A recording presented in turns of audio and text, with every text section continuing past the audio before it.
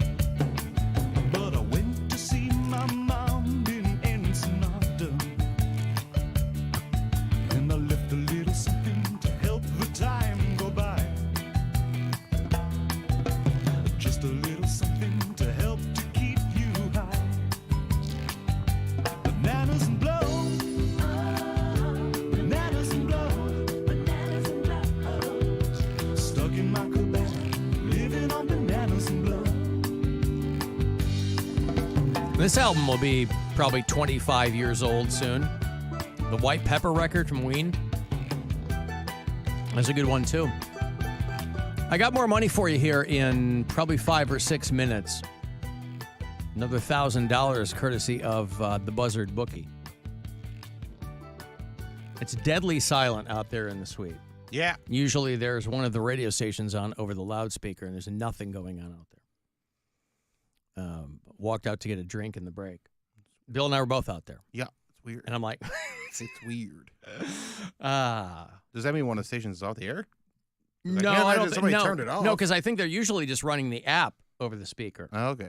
So, I don't know. But walking out there, it was a little jarring to hear nothing going on. Because the place was full this morning. There was a sales meeting or a staff meeting or something. And so the place was humming this morning. But then, of course, you know. Everybody's got to get out there and pound some pavement. Everybody splits by noon. Right, so, yeah. But I went back and I shouldn't say rewatched because I didn't see him the first time. I watched Andrew Schultz at the Tom Brady roast. Because I know he's like really having a moment, but I didn't know where he even came from. Breakfast Club, sort of, right? Didn't he do like a podcast? Oh, I don't know. With all I know, Charlamagne Tha God. I have no idea. I've heard him for a while. Okay, not my cup of tea. Well, there's like kind of a bro vibe there, I guess. It's not. I thought he was good at the roast, but again, I don't know. I know he's like. To me, he just kind of came out of nowhere. Like I knew he had done some things. He was on a show with a friend of mine. My friend April was on this show called Guy Code. And he was on that. I don't know if that was an MTV show or whatever it was. But that was a while ago, I think. But I went back. He was funny at the roast. No, I mean, I'm not saying he can't be funny. Like, he's definitely got funny stuff. But, like... the style doesn't blow your skirt up. Yeah. And speaking of things that make men limp, Nikki Glazer is here. Give it up for Nikki. A lot of people don't know this. Nikki has deep ties to the game of football. Not only is her face made out of pigskin, but every guy she dates bends her over and takes a hike. So she deserves to be here. Okay? People talk about Nikki's appearance, but I think we all know what matters is what's on the inside. What's on the inside is what counts. Sure, on the outside, she looks like Tiffany Trump. But on the inside, she's barren. That's not a bad joke. No. Barren, yeah, that's a good joke. So anyway, if you're an Andrew Schultz fan, tomorrow I will have that last pair of tickets for you for the Playhouse Square show. And then next week, we'll start talking about Captain Fun's Floating Fandango, the Alan Cox Show cruise. Changing some things up that you'll be excited about, I hope. And so I'll have all the details for you on Monday, and we'll start handing off tickets for that. I will tell you where I'll be out and about doing ticket stops during the month of August. I'll have more Cleveland Orchestra tickets for you next week, too. They're doing Lord of the Rings, scoring the film out there live at Blossom, first weekend in August. And then we're going to continue to be handing off these keys for the Harley that we're giving away, the Buzzard bike. I already did mine. The times change. So mine today was the very top of the show. Rover does one in the morning, and then he tells you the times that Stansbury and I are going to be doing ours. So it does move around. So make sure you hear Rover tell you. And then all three of us are giving away these keys. Dieter's going to be out doing some appearances as well. We can qualify for the key there. But we have a brand new Harley-Davidson Sportster that one person will ride off on, 1250S. It's a good-looking bike. Speaking of comics, you saw John Mulaney made Olivia Munn his betrothed. You know, they'd been together for a minute. Now. They're married. Oh, they're married. Okay. They got married. Ah. Made it official. We got to hand it to John Mulaney. This guy, he got clean, and then he did a Naruto run into everything you're not supposed to do in recovery, right? Right. They're like, yeah, you got when you're in recovery, like that no first relationships. Yes, that first year, you got to just be by yourself. He got a new girl. Got her pregnant. They had an oops baby. Yeah. I mean, everything seems to be going great, but hard to say. I know his ex-wife was surprised. Whatever happened? Didn't she have a book that was supposed to come out and tell her whole side of the story? Did it ever come out? I think that it did. Yeah. Seems like. Well, because we talked about it at the time, and it's called Men Have Called Her Crazy. And I'm sorry, it's coming out next month. Okay. Anna Marie Tendler is, who's an accomplished person in her own right. I think she's an artist of some kind, and so she wrote this book about dealing with her anxiety and depression and things like that. And I think part of it involves her marriage to John Mulaney. This is her memoir. It's just that I don't think she mentions him by name. But I think obviously she talks about her husband, and that's who he was. And they were together. I don't know if they were together 10 years, but they've been married for a while. They didn't have children because he said he didn't want to have kids. But you never know when that's going to happen, right? You meet Olivia Munn, and you leave it in. Sam Waterston officiated their wedding. This was not a big affair. I think it was the two of them and him. If you remember the show, because I wasn't clear on the connection either, but if you remember an Aaron Sorkin show on HBO from years ago called The Newsroom, Olivia Munn was on that. Oh. She's had a wild career, too. Olivia Munn used to be just the hot video game girl on G4. Remember G4? Yeah. She was on something called Attack of the TV, Show. Yeah. And she was the hottie on that. And then she was on The Daily Show for a cup of coffee. And she was pretty good. I mean, she got good timing, but I don't even know if she was on that for a whole year. And then she was one of the X-Men. In, I think, that second one. I think that Brett Ratner X-Men. She was in that. No, she was in the one that was...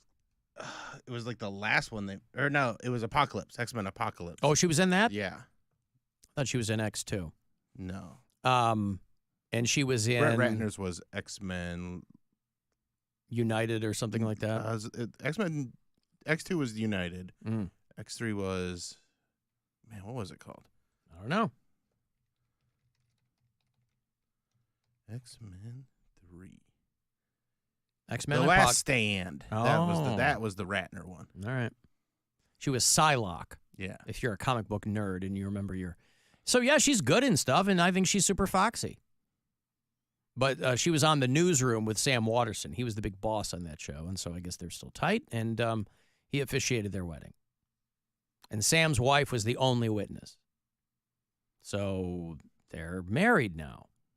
They have a little 2-year-old boy named Malcolm. But again, I'm always curious,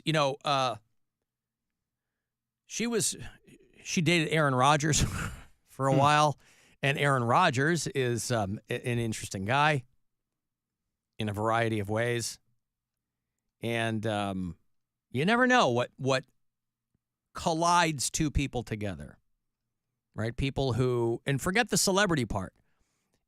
Obviously, you're in a different stratosphere if you are a famous person, if you're well known, because you're primarily going to be associating with other famous people. I mean, there are some people who are famous, but they marry civilians, or people who are prominent in other fields.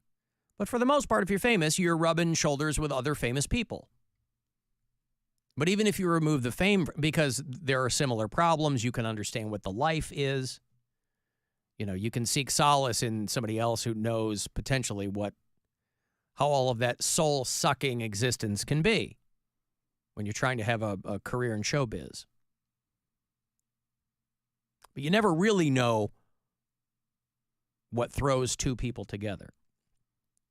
Two people who, it's a chemical thing, right? Mm-hmm. And so John Mulaney, who is tall, I'll give him that. He's spindly, and he's not everybody's cup of tea. Mary is not a fan of John Mulaney. But he's a lot of people's cup of tea. I think John Mulaney is very funny. I think, but that's, right. I think he's funny. I think he's a very good joke writer. I think he has a natural, organic, and he has a lot of darkness in him, obviously. Yeah. Even before all this, if you were reading between the lines, John Mulaney had there's a lot of pent-up stuff there. Well, he also wasn't shy about it. He's talked about his drugs, like his addiction problem, in every special. Yes, he has. And people also talk about how he's a clean comic, and he's like, no, I'm not. I swear. Yeah, right. Yeah, but it's his delivery and his voice and his persona, where even though he was talking about his addictions and things like that, people were like, oh, but it was probably this. Yeah. But then he did the one special where he talked about all of it, and people were like, oh, my God, it was not that. It was this. It was a lot, yeah. And that's really funny. And it was more current than we realized. We didn't realize there was a relapse in there a couple times. Right. So, yeah, his ex-wife's book, and Olivia Munn was dealing with breast cancer and all that kind of stuff. So the two of them have a lot of things going on, as any two people will. But they found each other, and let's hope they make it all work. Can't imagine you're going to have many relapses if you have Olivia Munn at home. Keeping an eye on you. I got money. Well, it's not mine.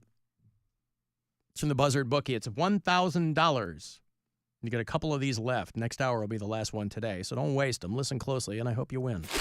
This is your chance to bet with the Buzzard Bookie and win $1,000 now. Enter this nationwide keyword at WMMS.com. Grand. That's grand. Enter it now at WMMS.com. I was reading something that, for whatever reason, really made me upset this morning. Where is that? It was an article on what they call revival trusts, which is rich people who want to hoard their money beyond the grave. This was I don't remember where I read it. It's probably making the rounds, but it was in one of the business websites this morning. Where is that? Revival trusts. About people who are putting the bulk of their money into cryonics so that when they can be revived in the future, they'll still have their money. Now, mind you, there is zero evidence that cryonics is even possible. So these people are investing in the possibility of this being a thing. And these cryonics companies will happily take your money. Because they're indemnified from everything. They're just putting your head on ice. And forget the future. Forget if money will be the same. Forget it. I mean, the fundamental problem with any of this cryonic stuff is it's reliant on the American power grid. You know, if there have been famous people in the past put their head on ice, or Ted Williams kind of being the one that Disney? People refer to. Yeah, right. It's like, there's a power outage of any length. Guess what? Doesn't matter how much money you've got. Now, I guess I'd rather see this than the people who leave their money to their pets. But the guy that they were profiling, what I read, was that he was going to leave a little bit of money for his children, but the rest of it was going to go into this revival trust. This thing where he was going to be, again, I don't know what the standard procedure is. You know, the stories are all that they cut your head off and they put it, they deep freeze it so that when the technology in decades or centuries or whatever, the theory is, you know, when it gets to the point where they can attach your head to some new body or something. And then these people are thinking, well, every bit of a culture and technology will advance to that point, but somehow money will stay the same. Money is not even staying the same now. So, but I'm just reading this. I'm like, these frigging people, they're like, I am going to, with my literally cold, dead hand, going to clutch the old phrase, you can't take it with you. And what if you come They're back? like pharaohs who were buried with all of their gold and jewels. So they're modern day pharaohs. What if you come which back? Is equally ridiculous. They do figure it out, but it's just agony, and you can't die. What do you mean? Like they figure out how to bring you back. Yep. They figure out the. Oh, you're in cryogenics, constant pain. You're in constant pain, but maybe not even pain, but just like maybe it's like the Futurama, like where you're a head in a jar, like you're just something terrible that's not even worth living. Yeah. Or what if there is a paradise that you crossed over to and you're so happy in your afterlife, and then all of a sudden you're back on Earth. In a post-apocalyptic whatever. Yeah, I got all my money. Or some sort of dystopian future that just sucks. Yeah. And they're like, hey, this is what you paid for. It's like, no, send me back. Yep. Well, that's the thing. Everything has to go right for this to work out. Mm-hmm. Like I said, and fundamentally, you're relying on the American power grid. So I don't know if there are any cryonics facilities in Houston as an example, but, you know. Listen, Futurama was never my favorite show, but I do have some fantastic associations with it. Mentally. It's one of my favorites.